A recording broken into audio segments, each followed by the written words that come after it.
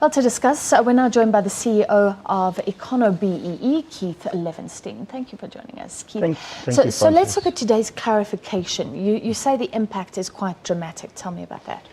The impact could ensure that many companies who have broad-based black ownership schemes or employee ownership schemes could lose their BE status.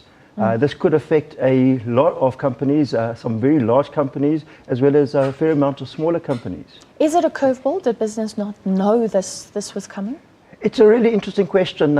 It's something that we didn't know about. There was no indication whatsoever. But in the DTI's defense, they have been encountering a lot of problems with broad-based black economic, broad-based schemes itself and employee ownership schemes, in that unfortunately far too many of these schemes are a sham.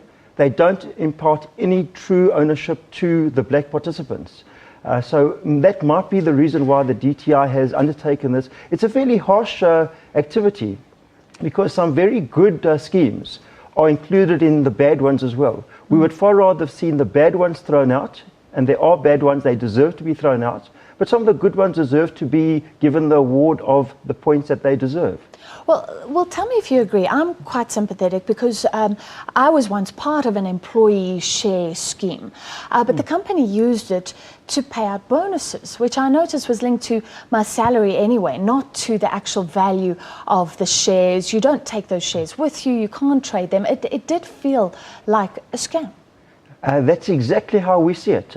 If you were given shares or awarded shares and you don't have the true, what the DTI calls voting rights and economic interest, there is really no real ownership. If you were given bonuses as a profit share in lieu of salary, and a company regards that as being their black economic empowerment ownership scheme, do you really have ownership? As far as I'm concerned, ownership means that I own the shares. I have the right to sell the shares at some point in the future, maybe not right now. I can vote on the shares and I get true value in those shares. If the share price goes up, I want to get the profits. If the share price goes down, well, you know, we're going to lose maybe, but that's what I see as true ownership. And there have been, as we indicated, quite a lot of these schemes that were done purely to award points.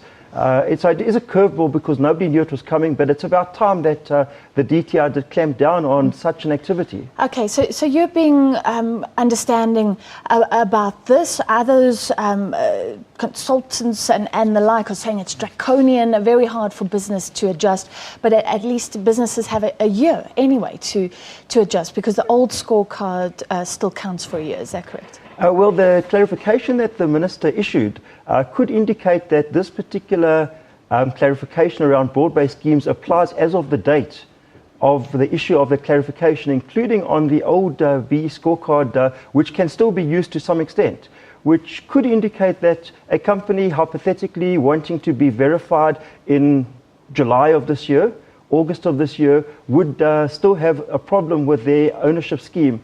The problem with the ownership scheme is, as we said earlier on, a lot of the good companies and the good schemes are being thrown out together with the bad ones. We'd far rather the good ones retain the benefit that they deserve to have. Okay, if they are substantial ownership rights schemes. So what do you think will happen if this impact is pretty wide, if a lot of big companies are relying on these employee schemes to help their scorecard? Will there be pushback, or do you think these businesses will just have to scramble now to change things? Yeah, I think there's going to be a bit of a pushback. I also tend to believe that the Minister is going to be pragmatic, look at the issues. We ourselves are going to put in a submission, as will lots of other people, and that will hopefully explain to the Minister that what he has done in that particular clause is actually a mistake.